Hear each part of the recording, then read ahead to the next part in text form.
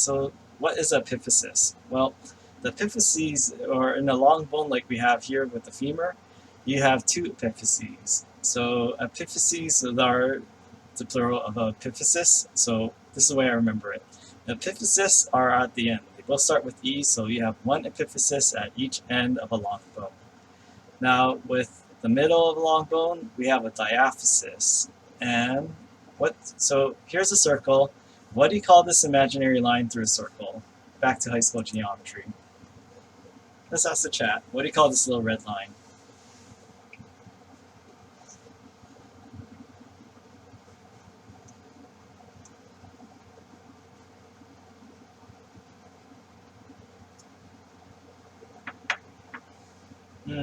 Going all the way through. Yeah, so you call it a diameter, right? So if it goes straight through the center all the way through, so radius will only be from the center to the circumference. That's all the way through, this is a diameter. So I like to think of it this way. A diaphysis is in the center like a diameter. It's going straight across through the middle. Same with the diaphysis. It's in the middle of a long bone. Alright, and then metaphysis. So this is the way I remember it. So meta has different meanings depending on things, but I like to think of it this way. You have your epiphyses at the end, you have the diaphyses in the middle. The metaphysis is that region where they meet. So again, start in the center, you have one diaphysis, then you have two metaphyses, then you have the epiphyses at the very end. So these are and that doesn't really apply to the irregular bones, but we're talking about long bones here.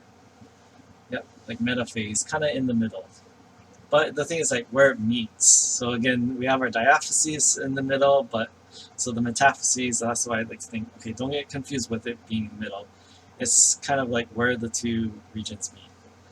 Alright, so what we have with if you take a bone like the femur and just saw it straight in half along the frontal plane, what you see is that some parts of it are very dense. And what we have here, you notice that there's not too many pockets here in this bone right here. So this is what we call a compact bone, or sometimes cortical bone in other references. You should know both, by the way. So compact bone, you find that along the shaft of a typical long bone. At the very end, you do have a thin layer of compact bone, but at the very ends, at your epiphyses and metaphyses, you have something we call spongy bone. And notice that in spongy bone, compared to compact bone, which doesn't have too many pockets or those little spongy-like material we call trabeculae, spongy bone has more of these little pockets, and this hence the name spongy bone.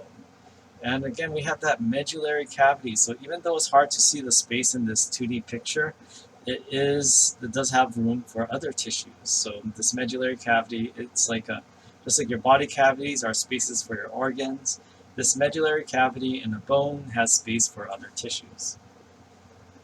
Now here's what we would, if you took like a slice of compact bone and put it under a microscope, what do we have here? Well, we have all these, notice that these little lines, actually all these little dark spots right here, those aren't like little ants, they're actually little lacunae. So you actually have a lacuna also in your bone tissue as well. And these are where all those osteocytes hang out. So this is compact cortical bone, and you actually have these central canals. So these contain blood vessels, and these blood vessels actually branch out further out throughout the bone. Because even though you've already built very solid bone, you still need to supply blood, oxygen, nutrients, minerals, and also get rid of waste from these areas as well. Because if you have cells, they not only consume nutrients and oxygen, they also have waste products as well. And then this is why, so it's not just like completely hollow in living tissue. They actually have all these vessels, and you also have nerves as well. And yeah, that's the other thing. Bones are living tissue, so this is why your bones can't hurt. You do have nerves that run throughout your bones. And this is like from the OpenStax version showing that, and also your homework as well, that will come out pretty soon, that this blood is carried throughout, not only from the outside into the bone, but away from the bone as well. So you need some circulation, not only on the outside, but also throughout your entire bone tissue as well. So I like to think of it this way. So these little things, these little lines right here, notice that they're kind of wrapped around each other. And if you've ever seen a big ream of paper or sheet paper, or you've been to these paper mills, if you see like a roll of this, or I don't think wrapping paper gets that thick, But if you ever try to slap the side of these are pretty darn hard, right? So even though like a single sheet of paper is pretty flimsy, if you have layers upon layers and layers of that, or if you've like maybe in elementary school you had like a little card, like paper card, but you put it in plastic, you call it lamination. So this is what we call all these layers. They're called lamellae. So referring to the layers of all these bone tissue. Now, here we have spongy bone, aka cancellous bone, aka trabecular bone. And notice that, what's the difference? Well, compared to very dense bone, where the only real pockets you have here are maybe those central canals and those little lacunae here. What we have with spongy bone are all these little like connections, and it's very lacy looking. So it's compact bone. Instead of having layers of these lamellae, what you have are these little bridges. So you still have lamellae, but they're not going to be put all together and like tightly packed and as dense as you see with those previous systems. So these are the trabeculae and compact bone over here. And you also still need a blood supply. That's why you have these little canaliculi as well. So the big difference here, compare the two, like which is denser, which is less dense. And we notice that compact bone is more dense.